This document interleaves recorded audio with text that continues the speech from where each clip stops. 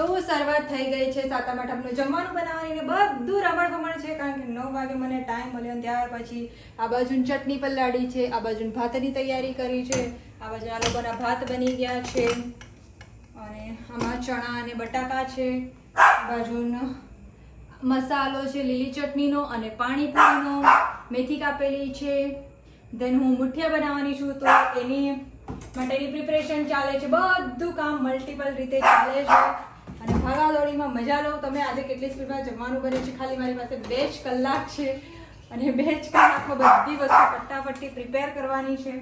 તો ચાલો તમે લોકો પણ જોડાયેલા રહેજો, શું શું બને છે, કેવું બને છે જોજો. અને આ છે મુઠિયાનો લોટ, જેમાં મેં તલ અને ધાણા જીરું, મરચું, હળદર, લીલો મસાલો, મીઠું બધી વસ્તુ નાખી દીધી છે. અને લોટની વાત કરું તો ચોખાનો, ચણાનો અને ઘઉંનો આ 3 લોટ મેં આમાં મિક્સ કર્યા છે. હા, આવું બધું તો થતું રહે છે.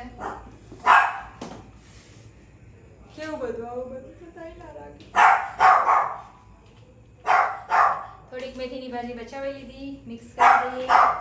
કુકિંગનો વિડીયો બનાવવા પણ ટાઈમ જ નથી અને અમારા સમચમે રાખતા નથી.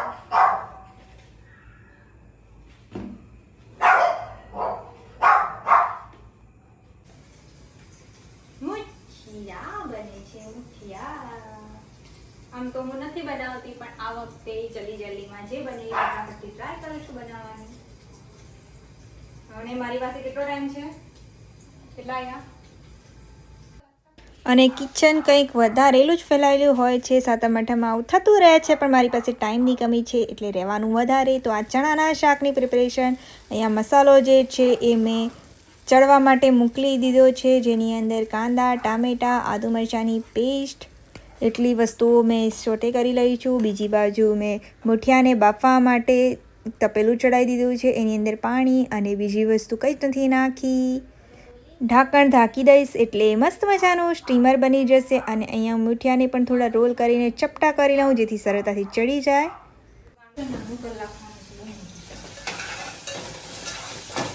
તો અહીંયા પુલાવ બનાવવાની તૈયારી ચાલે છે અને બીટરૂટ પુલાવ બને છે. નાના બધું નાખી દીધું છે. અને આની રેસીપી કોઈ કંઈ જાણવી હોય, કોઈ કંઈ ઈચ્છા થાય કે આવી હેલ્ધી રેસીપી શેર કરો તો કંઈ નહીં, અમે વિડીયો બનાવી દઈશું, ના જ નથી પાડતા. હા, બનીએ ક્યાં છે કે હા આમાં બનાવી દેશે વિડીયો. ચાર હાથ કરવા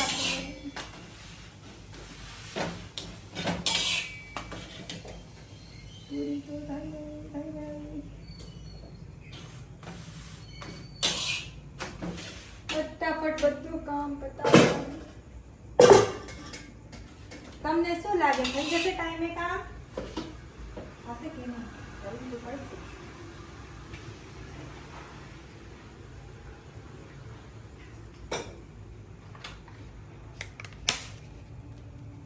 મંડીશ કામ.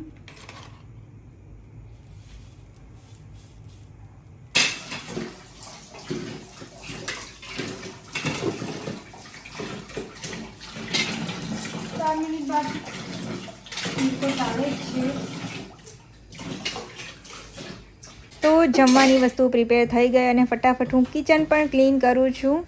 અને કિચન ક્લીન થશે તો જ પૂજા થશે. તો મેં ગેસ તો 12 વાગે પહેલાં ઠારી દીધો હતો, પણ પૂજા એટલે કે મીન્સ કે દીવો કરવાનો બાકી હતો, એના માટે પણ મેં ફટાફટથી કિચન સાફ કર્યું, વધેલા વાસણો સાફ કર્યા. અને થેન્ક્સ ટુ મયંક, એણે બહુ જ સપોર્ટ કર્યો હતો. બાકી તો આટલું બધું જલ્દી કામ કરવું થોડું અઘરું થઈ જતે. તો ત્યારબાદ સ્વસ્તિક બનાવી લઈશ એમાં, અને સ્વસ્તિકની સારી રીતે ચોખા બોખા બધું મૂકી દઈશ. અને આ આવાના પાન લાવવાના રહી ગયા છે અને ટાઈમ પણ બહુ થઈ ગયો હતો, જેથી કરીને ઝાડ ફૂલ તોડવા જવાયું નહોતું. એટલીસ્ટ ઘર આજુબાજુ હોત તો તોડી લેટ, બટ કંઈ હતું નહીં એટલે નથી લીધા. તો ચલો ફટાફટથી હવે આપણે પૂજા પતાવી દઈએ અને આ દીવો પણ કરી લઈએ. અને આટલે લગી મારી તબિયત સારી હતી અને બીજા દિવસે તબિયત વધારે પડતી જ બગડી ગઈ હતી, એટલે પૂજા કરવા પાછું મંદિરે નહોતું જવાયું.